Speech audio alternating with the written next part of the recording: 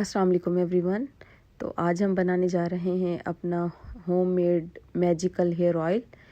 तो इसके लिए हमें ये इंग्रेडिएंट ज़रूरत है। आपकी स्क्रीन पे आप लोगों को नज़र आ रहे होंगे कि इसमें क्या क्या ऐड करना है। वैसे आपको एक तो दोबारा बता देती हूँ।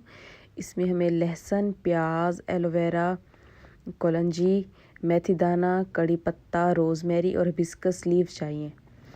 और इसके अलावा जो हम इसमें ऑयल ऐड करेंगे उनमें दो तरह के ऑयल होंगे।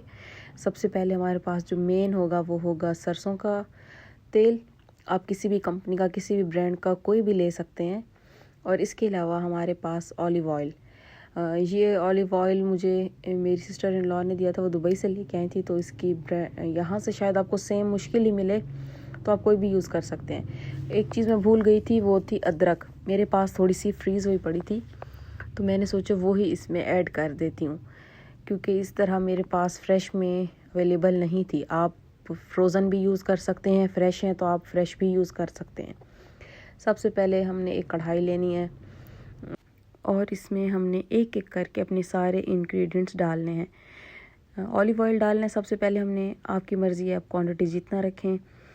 मैंने एक कप के हिसाब से बनाया था, तो इस तरह 1 कप मैंने इसमें डाला सरसों का तेल।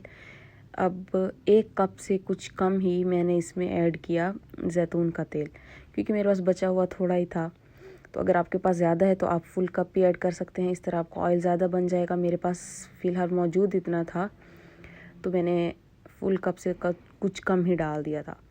इसके बाद जो हमारे इंग्रेडिएंट्स हैं, अब हम इनको ऐड करेंगे। जैसे ये फ्रेश एलोवेरा ही मेरे घर में है, मैंने ग्रो किया हुआ है, तो उसको तोड़ के अच्छी तरह मैंने वॉश करके फिर उसके पीसेस करके इसमें ऐड किए थे। और इसके अलावा ये देखें, प्याज भी एक दरमियाने साइज़ की काफ़ी रहेगी 1 कप सरसों के तेल के लिए। और जो मेथी दाना और कलौंजी थी वो मैंने ऐसे अंदाजे से ही 1.5 चम्मच तक उठा लिए थे, 1-1 1.5 और अदरक लहसुन भी मैंने अपने अंदाजे से ही सब चीज़ें डाल ली थी। आप अपने ऑयल के हिसाब से थोड़ी थोड़ी चीज़ें डाल लें, आपको ख़ुद अंदाज़ा हो जाएगा। हिबिस्कस का भी जो है, ये लीव जो है इसके, मेरे घर में मेरे पास प्लांट है इसका, मैंने ग्रो किया हुआ है। तो अभी इसके फ्लावर तो नहीं थे उस पर, तो इसके लीव्स भी आप डाल सकते हैं, ये भी काफ़ी बेनिफिशियल हैं। अब इसमें आपने सिर्फ एक बात का ख्याल रखना है कि जो आपने फ्लेम रखनी है वो मीडियम ही रखनी है, मीडियम टू लो। इसको हाई फ्लेम पे बिल्कुल नहीं पकाना। अब आप देख रहे होंगे कि ये बॉयल होना शुरू हो गया है।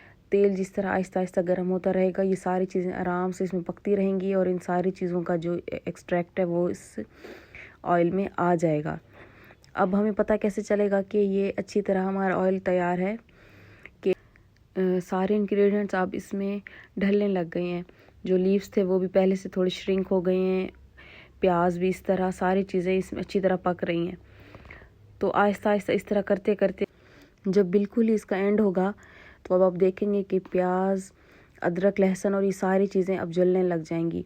और हमने इसी तरह ही इस ऑयल को बनाना है। हमें ये सब चीज़ें जलानी है अच्छी तरह, ताकि इनके जो भी फ़वाइद हैं वो इस ऑयल के अंदर शामिल हो जाएं।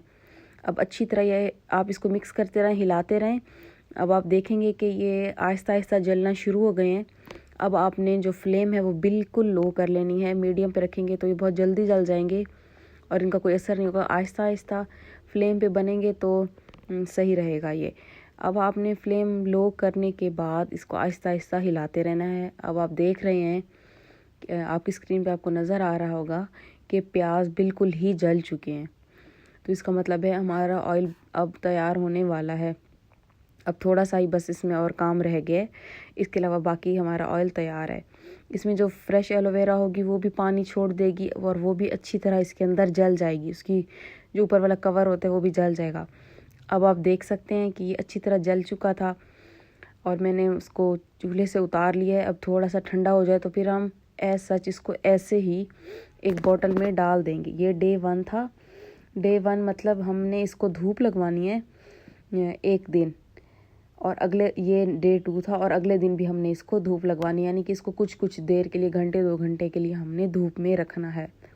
इस तरह 2 दिन रखने के बाद तीसरे दिन हमने इसको फिर छानना है। पहले हमने बग़ैर छाने ही इसको धूप लगवानी है।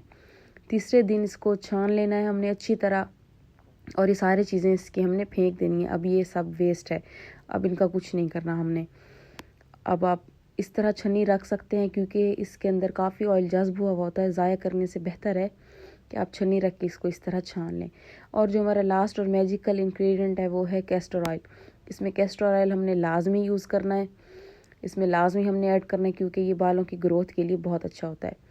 1 स्पून भर के आप इसमें डाल दें।